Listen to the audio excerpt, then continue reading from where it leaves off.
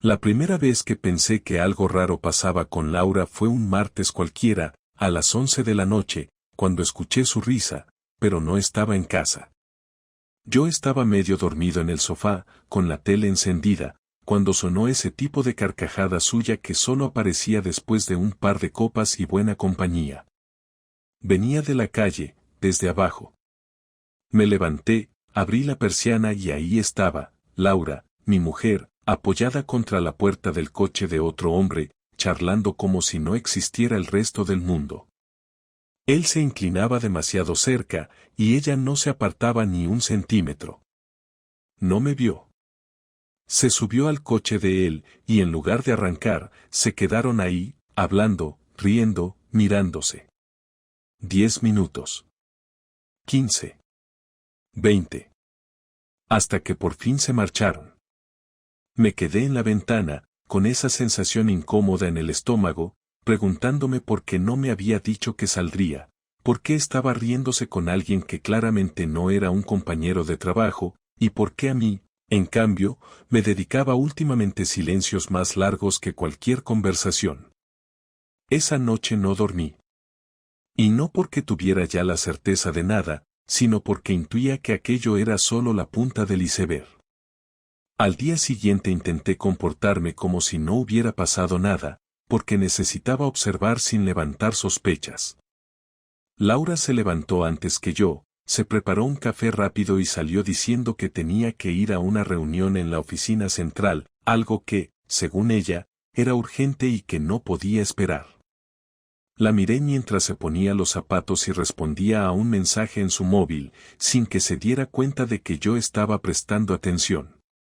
No era la típica prisa de quien va a trabajar, era una prisa nerviosa, como si no quisiera que le preguntara nada. Pasé la mañana en el trabajo con la mente en otra parte. No podía quitarme de la cabeza la imagen de la noche anterior, esa cercanía con el hombre del coche. No sabía quién era, ni de dónde había salido, y lo que más me molestaba era que en 15 años de matrimonio nunca la había visto comportarse así con nadie.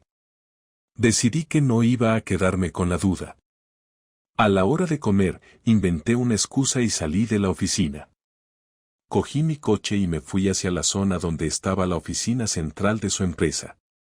Aparqué un par de calles más abajo, lo suficientemente lejos para no ser visto pero cerca para vigilar la entrada. Me quedé ahí, esperando. A las 2:30, vi salir a Laura. No estaba sola. Era el mismo tipo del coche de la noche anterior. Llevaba una chaqueta de cuero, barba de 2 días y una confianza en su lenguaje corporal que me hizo apretar los dientes. Los vi caminar juntos hacia un bar que estaba en la esquina. Entraron y se sentaron en una mesa del fondo. Desde mi coche podía verlos a través del ventanal.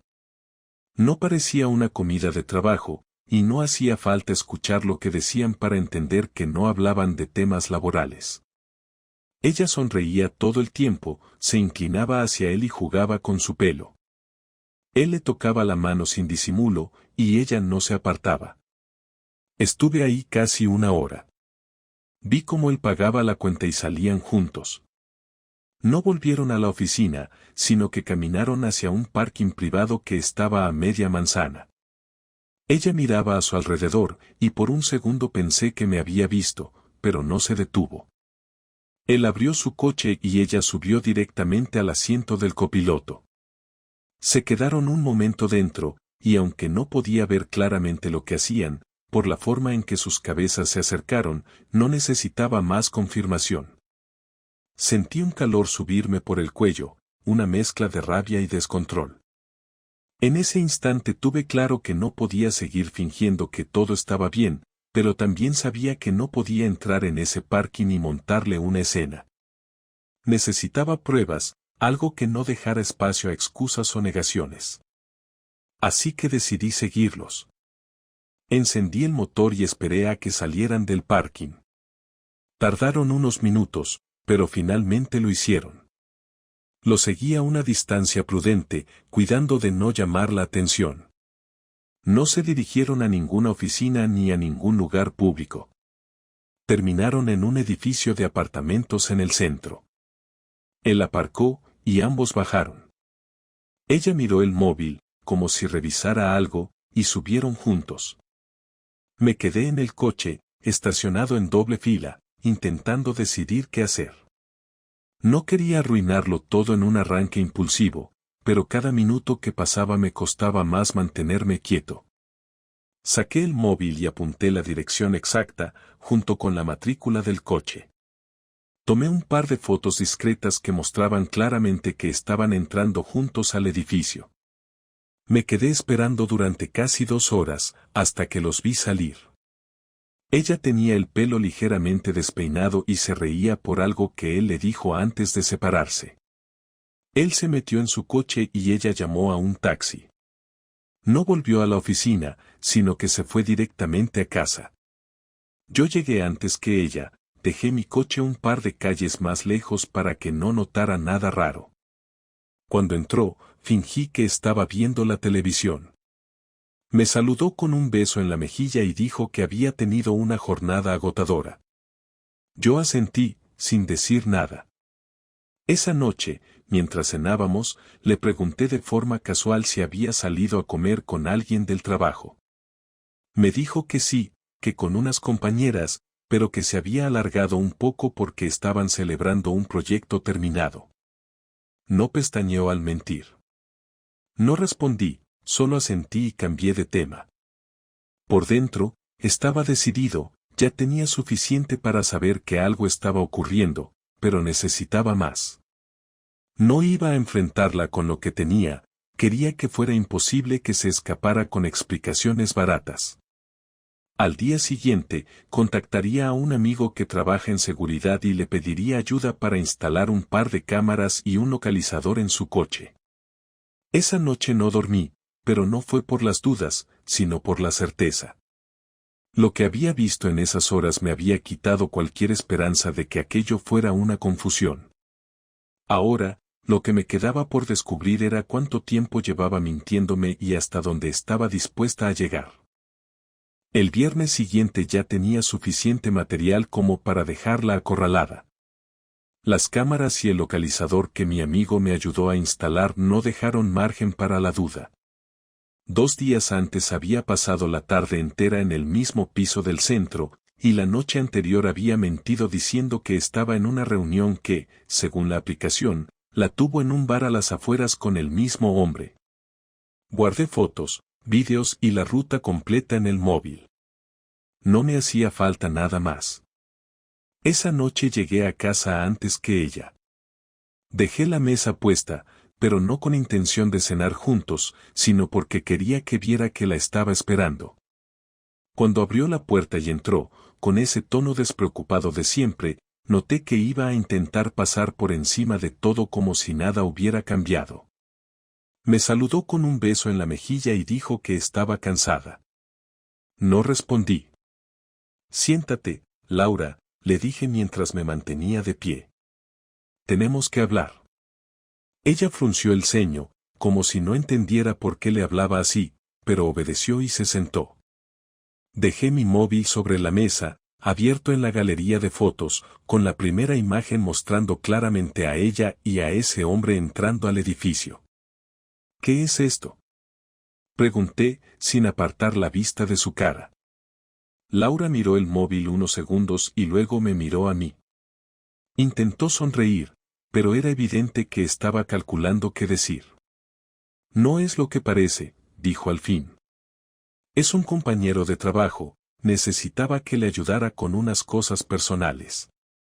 Claro, y para ayudarle tenías que pasar 2 horas en su piso, 3 veces en una semana, y mentirme sobre dónde estabas. Muy lógico, respondí con calma, pero sin apartar la mirada. Ella bajó la vista, cruzó los brazos y soltó un suspiro largo. Estás exagerando, Javier. No ha pasado nada. Me pidió consejo, está pasando un mal momento y... No me vengas con eso, la interrumpí. Tengo vídeos, fotos, la ubicación de tu coche. No solo sé cuándo entraste, también cuándo saliste y cómo llegaste a casa en taxi mientras él se quedaba en su piso. Laura me miró con una mezcla de rabia y nerviosismo. No tenías derecho a espiarme, soltó, alzando la voz. No me diste otra opción. Llevas semanas mintiendo y yo llevo semanas dándote la oportunidad de decir la verdad. No lo has hecho. Así que ahora me lo dices todo, y me lo dices ya. Se hizo un silencio incómodo. Ella evitaba mirarme y yo no iba a romperlo. Después de unos segundos, empezó a hablar, despacio. Lo conocí hace unos meses, en una reunión de trabajo. Empezamos a hablar, me hacía reír, me escuchaba. Sí, quedamos a solas varias veces. Sí, estuve en su casa. No, no fue solo para hablar. Cada palabra me golpeaba, pero no iba a dejar que lo notara. ¿Desde cuándo? Pregunté. Unos 3 meses, respondió, sin levantar la vista. ¿Y pensaba seguir viéndolo? No lo sé, dijo, esta vez mirándome a los ojos. No estaba planeando nada a largo plazo. Solté una risa corta y seca. Entonces, ¿me engañas 3 meses y ni siquiera tienes claro por qué? ¿Ni siquiera te importó lo suficiente como para inventarte una justificación creíble?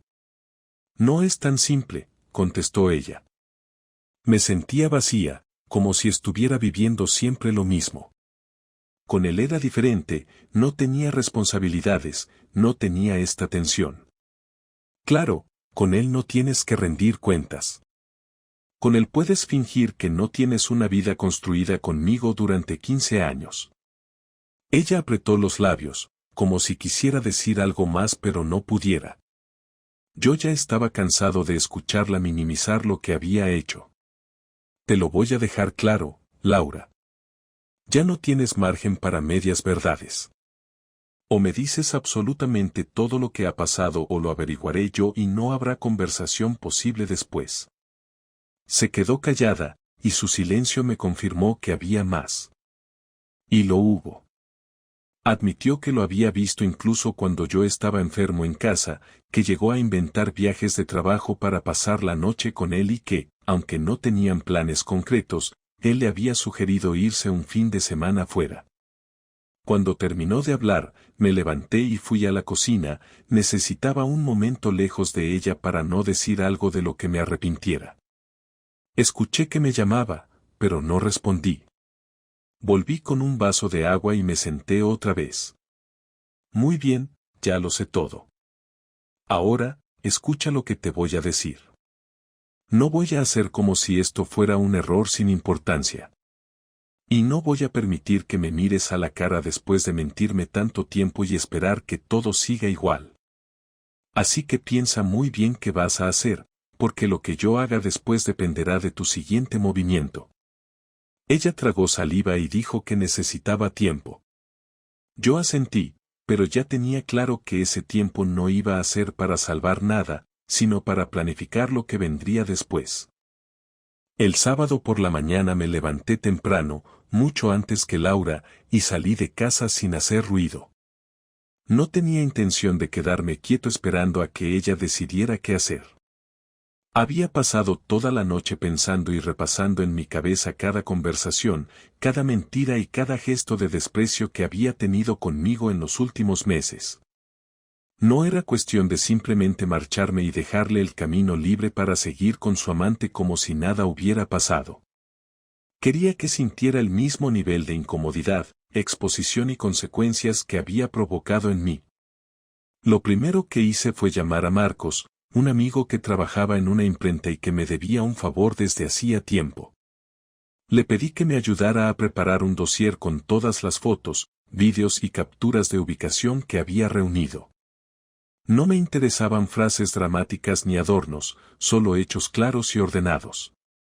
Le expliqué que debía imprimirse en papel grueso, con imágenes de buena calidad y que no quería que quedara ninguna duda sobre lo que mostraban.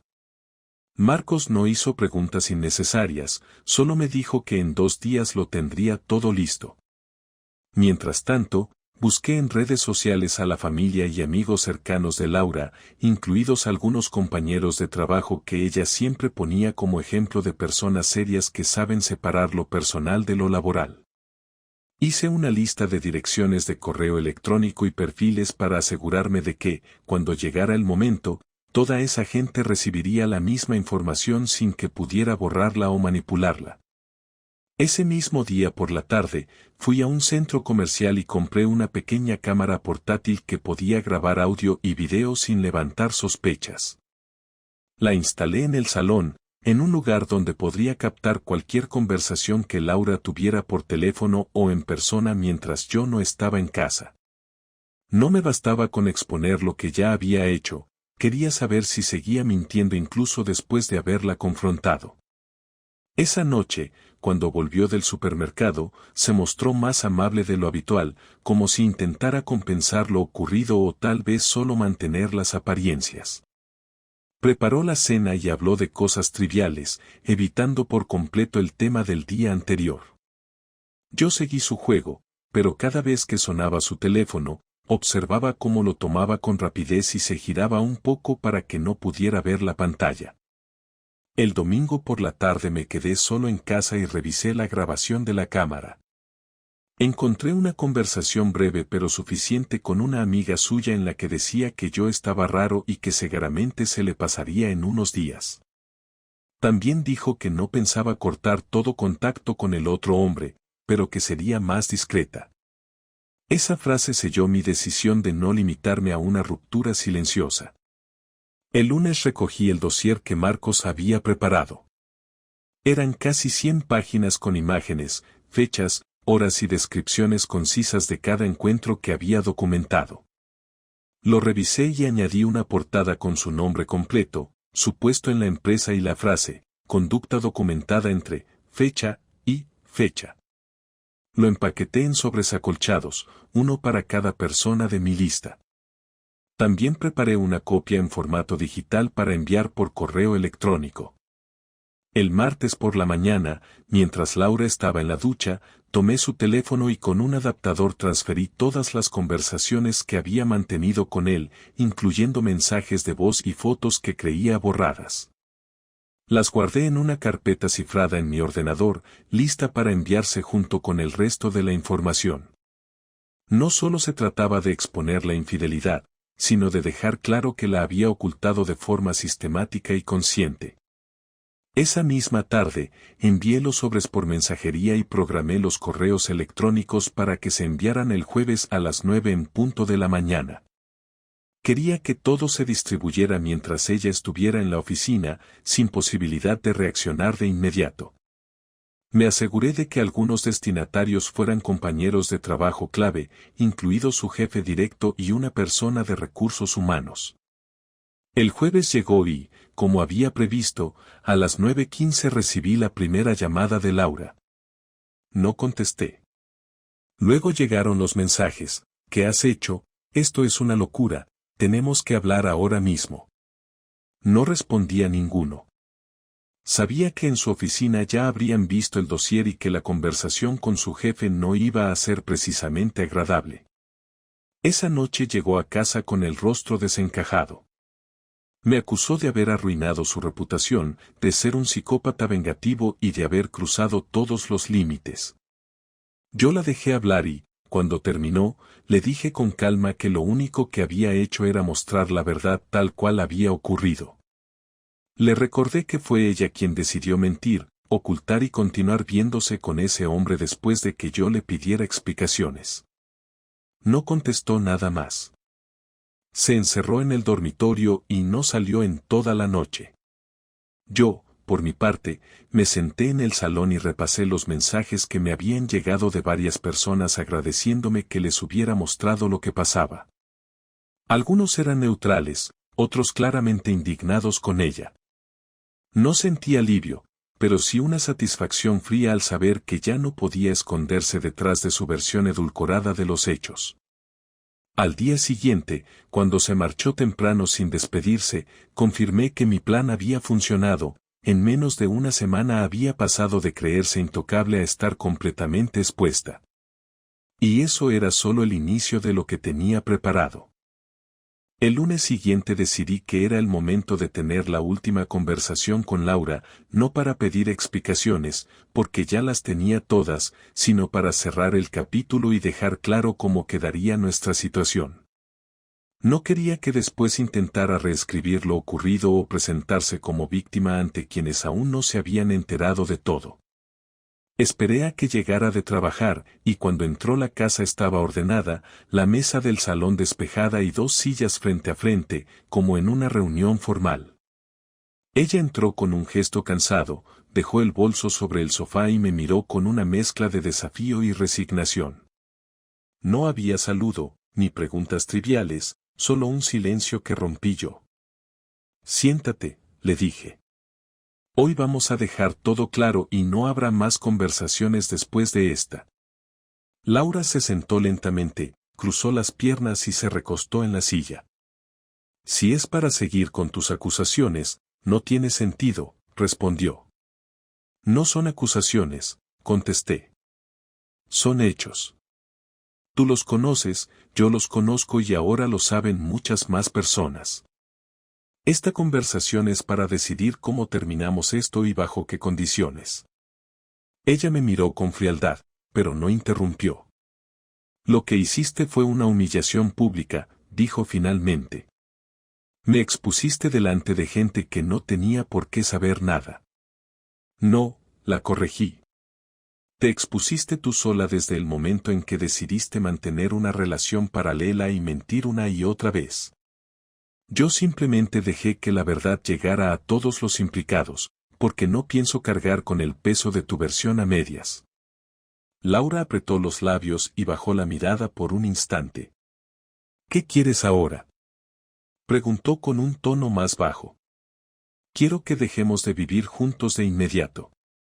No voy a pedirte que te vayas hoy, pero sí que empieces a buscar dónde quedarte. Podemos organizarlo para que no sea un espectáculo para los vecinos, pero en un máximo de 2 semanas no quiero seguir compartiendo este espacio contigo.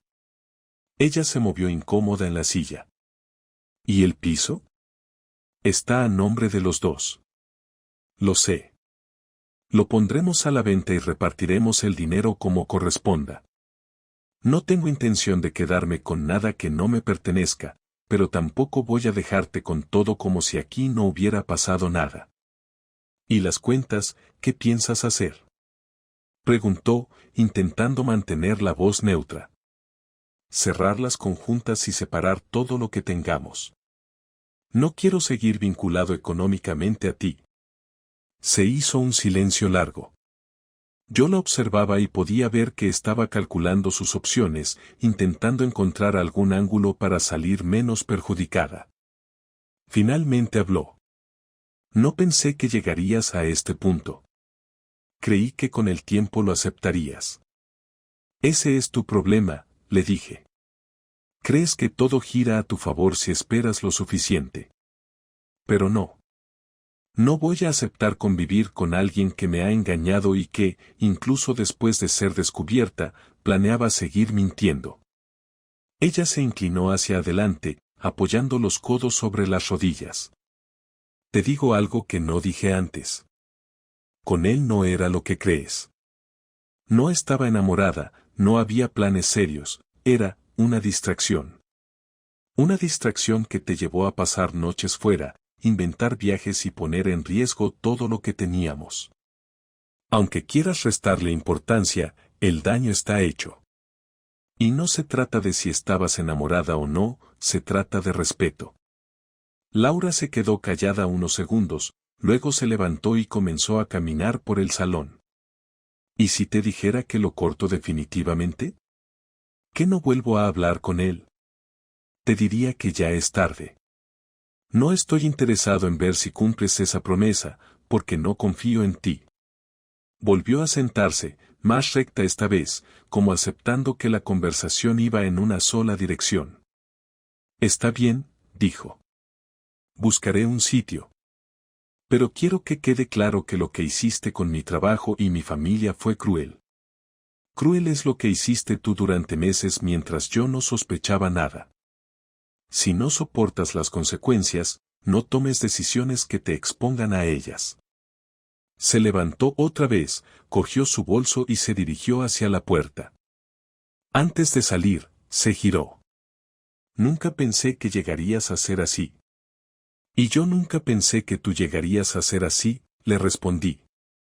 Supongo que los dos aprendimos algo. Cerró la puerta sin decir más.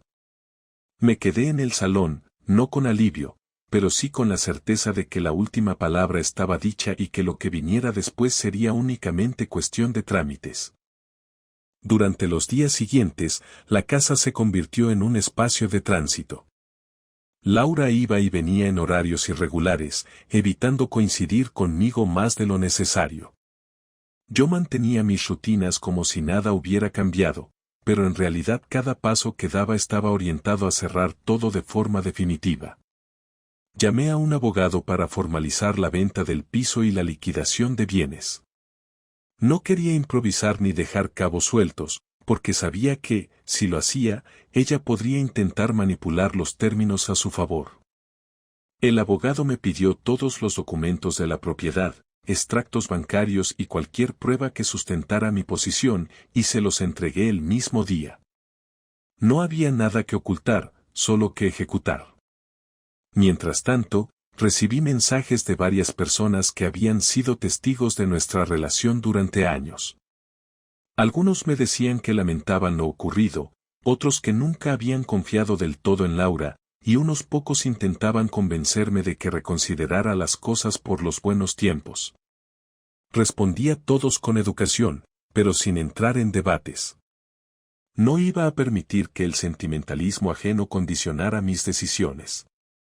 Cada comentario, cada opinión, me reafirmaba en que estaba haciendo lo correcto, terminar con una situación que ya no tenía arreglo. En uno de esos días, mientras revisaba papeles en la mesa del salón, Laura llegó antes de lo habitual. Llevaba un par de cajas pequeñas y empezó a llenar una con ropa y objetos personales. No dijo nada hasta que estuvo casi lista para salir. Voy a quedarme unos días en casa de una amiga, comentó sin mirarme. Ya tengo algunas opciones para alquilar. Perfecto, respondí. Cuando tengas fecha para mudarte definitivamente, avísame. Asintió, cogió las cajas y se marchó. Esa salida marcó el inicio real de nuestra separación física. A partir de ese momento, cada vez que venía era solo para recoger algo, y las conversaciones se limitaban a cuestiones prácticas. Cuando llegó la primera cita con el abogado, ella se presentó con una actitud distante, casi profesional. Escuchó la propuesta de liquidación, hizo un par de observaciones menores y aceptó. No hubo discusiones largas ni intentos de negociar a su favor más allá de lo razonable. Supuse que, después de lo ocurrido, prefería cerrar cuanto antes para evitar más exposición. Firmamos los acuerdos iniciales y fijamos las fechas para las siguientes gestiones. Una semana después, el piso se puso oficialmente a la venta. Mientras tanto, yo había alquilado un pequeño apartamento cerca de mi trabajo. No era un lugar definitivo, pero cumplía con lo que necesitaba en ese momento, espacio propio, sin recuerdos compartidos, sin huellas de su presencia. La primera noche que dormí allí fue extraña, no por nostalgia, sino por la sensación de libertad absoluta. Me di cuenta de que no tenía que dar explicaciones de mis horarios, ni soportar conversaciones vacías para mantener una fachada. En los días que siguieron, organicé mis finanzas, actualicé mis datos en cuentas y contratos, y eliminé cualquier vínculo práctico que me uniera a Laura. Paralelamente, decidí reducir mi interacción social con las personas que solo me conocían a través de nuestra relación. No quería que mi vida post-separación estuviera condicionada por opiniones externas. En lo personal, el cambio fue más gradual. La rabia inicial se fue diluyendo y dejó espacio a una calma distinta, más racional. Empecé a pensar menos en lo que ella había hecho y más en lo que yo iba a hacer a partir de ese momento. Me concentré en mi trabajo, retomé actividades que había dejado de lado y me di el lujo de ignorar cualquier cosa que no aportara valor a mis días. No era optimismo forzado, sino una especie de limpieza mental. Hubo un último encuentro con Laura, semanas después, para firmar los papeles finales. Nos sentamos frente al notario, revisamos los documentos y firmamos sin intercambiar más que un par de frases. Al salir, ella me miró durante unos segundos, como si quisiera decir algo, pero no lo hizo. Yo tampoco. Se dio media vuelta y se fue. En ese momento supe que no quedaba nada pendiente entre nosotros. Al regresar a mi apartamento, guardé mi copia de los documentos en una carpeta, cerré el cajón y sentí que había terminado algo grande.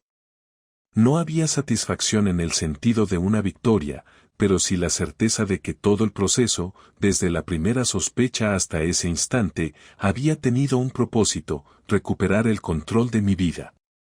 Hoy, mirando hacia atrás, lo que más valoro no es haber descubierto la verdad o haber expuesto a Laura, sino haber aprendido a actuar sin dejarme llevar por la inercia de la costumbre.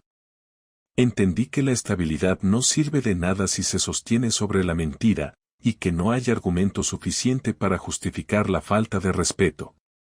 Ahora, con todo cerrado, no tengo prisa por empezar algo nuevo ni por llenar el espacio que dejó. Prefiero mantenerlo así, libre, hasta que aparezca algo que realmente merezca la pena. La historia terminó como tenía que terminar, sin reconciliaciones falsas ni promesas vacías. Ella seguirá con su vida y yo con la mía, cada uno cargando con las decisiones que tomó. Y aunque durante un tiempo pensé que la traición sería lo que más recordaría de este capítulo, hoy sé que lo que realmente queda es la certeza de que, incluso cuando todo se tambalea, uno puede elegir salir caminando con la frente en alto.